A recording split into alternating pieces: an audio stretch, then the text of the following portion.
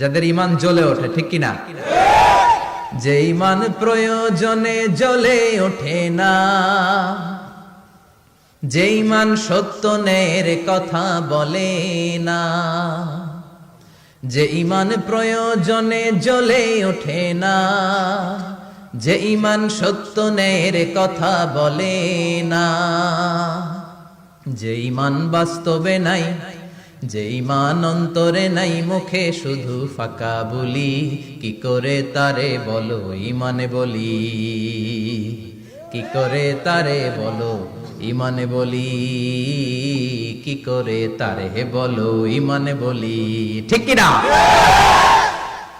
যে ঈমান দিন কায়েমের আন্দোলনের ধার ধারে না, যে ঈমান পোশাকধারী কোরআন হাদিস তাও পড়ে না, যে ঈমান খাজার নামে মাজার গড়ে ফুলুস কামায়, আছে আছে রাজা মেয়ারে নাই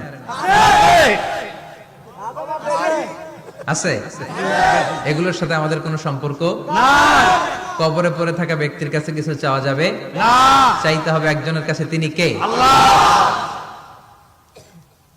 যে ঈমান দিন কায়েমের আন্দোলনের ধার ধারে না, যে ঈমান লেবাসধারী কোরআন হাদিস তাও পড়ে না, যে ঈমান খাজার নামে মাজার গড়ে ফুলুস কামায়, যে ঈমান শিরকিয়াতের আমল করে ভীত না হয়, যে ঈমান বাস্তবে নাই, যে ঈমান ময়দানে নাই, মুখে শুধু কথার কলি, কি করে তারে বলো ঈমানে বলি,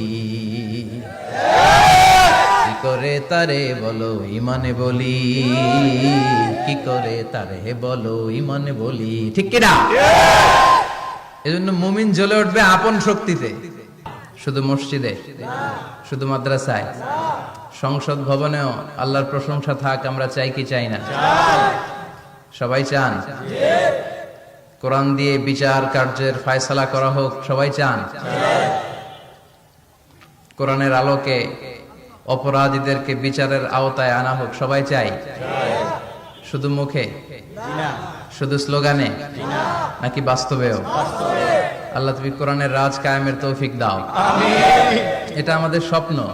আমরা কোরআনকে একটা বিজয়ী শক্তি হিসেবে দেখতে চাই। আমরা চাই আমাদের জাতীয়